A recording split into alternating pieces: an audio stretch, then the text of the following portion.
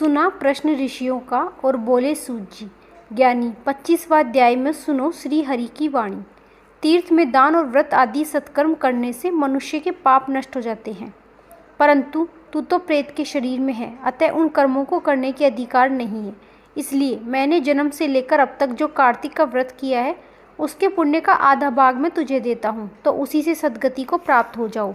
इस प्रकार कहकर धर्मदत्त ने 12 मंत्र का श्रवण कराते हुए तुलसी मिश्रित जल से जो ही उसका अभिषेक किया, त्यों ही वह प्रेत योनि से मुक्त हो प्रज्वलित अग्निशिखा के समान तेजस्विनी व दिव्य रूप धारिणी देवी हो गई और सौंदर्य में लक्ष्मी जी की समानता करने लगी। तद उसने भूमि पर दंड की भांति गिरकर ब्राह्मण देवता को प्रणाम किया और हर्ष होकर गदगद वाणी में कहा कि हे द्विज श्रेष्ठ, आपके प्रसाद से आज मैं इस नरक से छुटकारा पा गई। मैं तो पाप के समुद्र में डूब रही थी और आप मेरे लिए नौका के समान हो गए। वह इस प्रकार ब्राह्मण से कह रही थी कि आकाश से एक दिव्य विमान उतरता दिखाई दिया। वह अत्यंत प्रकाशमान व विष्णु रूपधारी पार्षदों से युक्त था। विमान के द्वार पर खड़े हुए पुण्यशल और सुशील ने उस देवी को उठाकर श्रेष्ठ विमान पर चढ़ा लिया। तब धर्मदत्त ने बड़े आश्चर्य के साथ उस विमान को देखा और विष्णु रूपधारी पार्षदों को देखकर साष्टांग प्रणाम किया।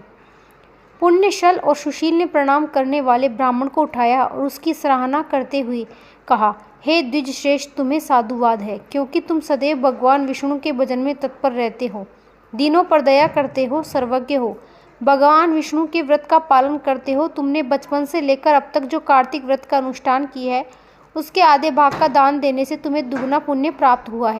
सैकड़ों जन्मों के पाप नष्ट हो गए हैं। अब यह बैकुंठ धाम में ले जाई जा रही है। तुम भी इस जन्म के अंत में अपनी दोनों स्त्रियों के साथ भगवान विष्णु के बैकुंठ धाम में जाओगे और मुक्ति प्राप्त करोगे। धर्मदत्त, जिन्होंने तुम्हारी समान भक्ति पूर्वक भगवान विष्णु की आराधना की है, वे धन्य और कृत्य करते हैं।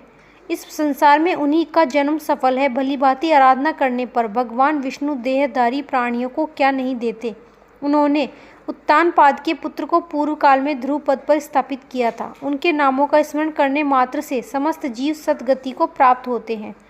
पूर्व काल में राहग्रस्त गजराज उन्हीं के नामों का स्मरण करने से मुक्त हुआ था। तुम्हें जन्म से लेकर जो भगवान विष्णु को संतुष्ट करने वाले कार्तिक व्रत का अनुष्ठान, उससे बढ़कर ना यज्ञ है, ना दान है, ना ही तीर्थ है।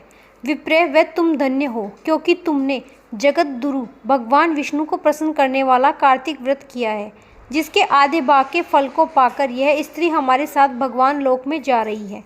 ओम नमो भगवते वासुदेवाय। 25वां अध्याय समाप्त। जय श्री राधे। बोलिए कार्तिकेय भगवान की जय।